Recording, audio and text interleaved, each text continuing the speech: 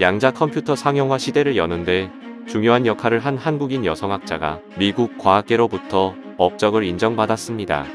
미국 학계에 따르면 뉴욕주 요크타운 하이츠에 위치한 IBM 왓슨 연구소 소속인 백하니 박사는 최근 미국 물리학회의 석학회원으로 선정됐습니다. 5만 명에 달하는 미국 물리학회 회원 중 석학회원은 학술 업적이 탁월한 0.5%의 석학에게만 주어집니다. 백 박사는 지난 2011년 엉뚱한 아이디어로 양자 컴퓨터 초창기 난제 중 하나를 해결했다는 평가를 받는데요. 당시 학계의 최대 관심사는 양자 컴퓨터의 중심부인 큐비트에 사용되는 불안정한 양자의 고정 시간을 늘리는 것이었습니다. 결맞음성 시간으로 불리는 양자의 고정 시간은 1마이크로초, 즉 1천만분의 1초에 불과했습니다. 당시 학계의 연구 방향은 양자를 안정시키기 위해 큐비트를 구현하는 초전도 회로의 크기를 줄이고 회로에 사용되는 재질의 순도를 극대화하는 것이었습니다. 그러나 백 박사는 오히려 회로의 크기를 늘리는 정반대의 해법을 제시했습니다. 회로 표면 면적이 넓어야 노이즈가 줄어든다는 계산에 따른 것이었는데요. 학계에서는 엉뚱한 아이디어라는 반응이 나왔지만 실제 백 박사가 새로 설계한 초전도 회로에서 양자의 고정 시간은 60배가 늘어났습니다. 학계에선 백 박사가 설계한 초전도 회로가 양자 컴퓨터 연구에 미친 영향을 진공관 컴퓨터가 기계식 릴레이 컴퓨터 시대를 끝낸 것과 비슷한 수준이라고 평가하고 있습니다. 여기서 양자 컴퓨터에 대해 알아보도록 하겠습니다. 양자 컴퓨터가 뭐죠? 사실 이건 알기도 어렵고 알아도 모르는 게 나아서 대강 알락모를락하는 그 어디쯤에 닿을 수 있을 때까지만 설명하도록 하겠습니다. 양자 컴퓨터, 이름에서 알 수 있듯이 이 컴퓨터는 양자역학을 품고 있습니다.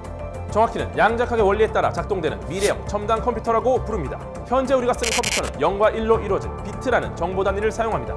하지만 양자 컴퓨터는 큐비트라는 정보 단위를 사용하죠. 비트와 큐비트가 뭐가 다르냐고요? 비트는 마치 스위치를 껐다 켜는 것처럼 두 가지 상태 중 하나만 표현할 수 있습니다.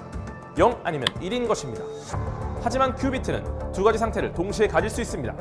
0이기도 하고 1이기도 한 거죠. 양자역학에 따르면 모든 물질은 파동과 입자의 두 가지 성질을 동시에 갖습니다. 이것을 이중성이라고 하며 이러한 상태를 중첩되었다고 합니다. 최근 미국과 오스트리아 물리학자들이 수백 개의 원자로 이루어진 거대한 생체 분자의 파동성을 확인하기도 했죠. 즉, 어떤 물질이 파동인지 입자인지는 관측하기 전까지 알 수 없으며 그 전까지는 결정되어 있는 상태가 아니라는 뜻입니다. 기존의 고전적인 컴퓨터는 하나의 숫자를 넣으면 하나의 결과가 나옵니다. 입력값에 따라 출력값이 결정되는 것이죠. 하지만 양자역학의 매우 작은 입자를 활용하는 양자 컴퓨터는 입자 상태의 중첩을 이용합니다. 예를 들어 보겠습니다. 우리가 짜장면을 시키면 짜장면이 배달 옵니다. 짬뽕을 시키면 짬뽕이 오겠죠. 이것이 일반적인 컴퓨터입니다. 하지만 양자 컴퓨터는 짜장면과 짬뽕을 동시에 시킵니다. 그러면 철가방을 열기 전까지는 둘 중에 뭐가 나올지 알 수가 없습니다. 단순히 짜장면이 나올 확률이 반이고 짬뽕이 나올 확률이 반이라는 가능성에 대한 이야기를 하는 것이 아닙니다.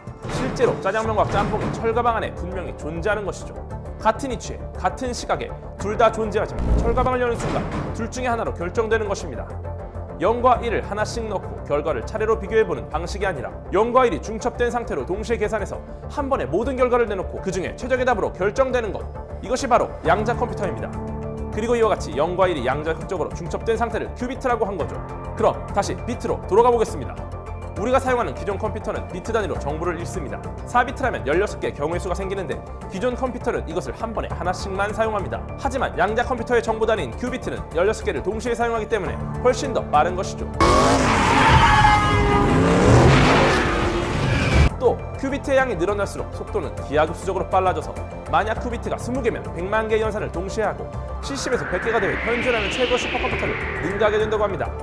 거짓말처럼 들리는 이 큐비트의 특성 중에 하나는 양자 얽힘인데 특정한 상태의 양자는 아무리 멀리 있어도 서로 연결되기 때문에 만약 우리가 얽힌 큐비트 하나를 측정하면 또 다른 얽힌 큐비트를 관측할 필요 없이 바로 사용할 수가 있죠. 양자 컴퓨터를 연구한 것은 언제부터인가요? 연세대에서 학사와 석사 학위를 받을 때까지는 초전도체를 연구했습니다.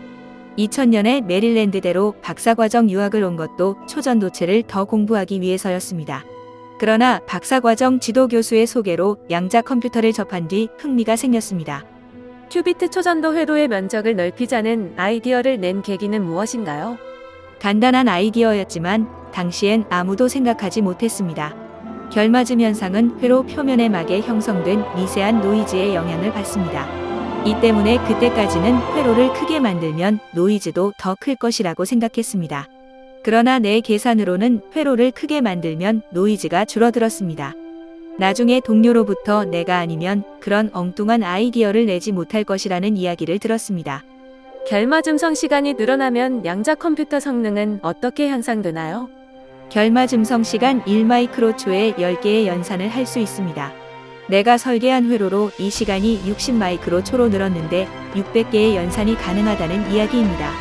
그렇다면 양자 컴퓨터가 훨씬 더 복잡한 계산을 할 수 있습니다. 알고리즘도 구현할 수 있게 됩니다. 이후 내가 설계한 회로는 업계 표준으로 자리 잡았습니다. 현재 양자 컴퓨터에 대한 세계 각국의 개발 경쟁이 격화하는 상황인데 한국 양자 컴퓨터 연구 수준은 어느 정도로 평가하나요? 한국은 양자 컴퓨터의 태동기로 볼 수 있을 것 같습니다. 미국과 중국은 물론이고 최근 양자 컴퓨터 분야에서 속도를 내고 있는 독일과 일본에 비해서도 많이 뒤처진 상태입니다. 발표된 논문을 보더라도 한국에선 양자 광학 분야는 강세이지만 양자 컴퓨터 분야 논문은 적은 것 같습니다. 한국이 양자 컴퓨터 분야를 발전시키기 위해선 무엇을 해야 한다고 보나요? 하드웨어도 중요하지만 응용과 소프트웨어 분야가 중요할 것 같습니다. 컴퓨터는 수단이지 연구의 목적이 아닙니다. 앞으로 양자 컴퓨터로 무슨 문제를 풀 수 있을지 응용을 하는 영역이 중요해질 것입니다. 특히 한국은 정보기술 강국이기 때문에 금방 배울 수 있습니다. 다른 나라에 비해 기반이 좋다고 볼 수 있습니다.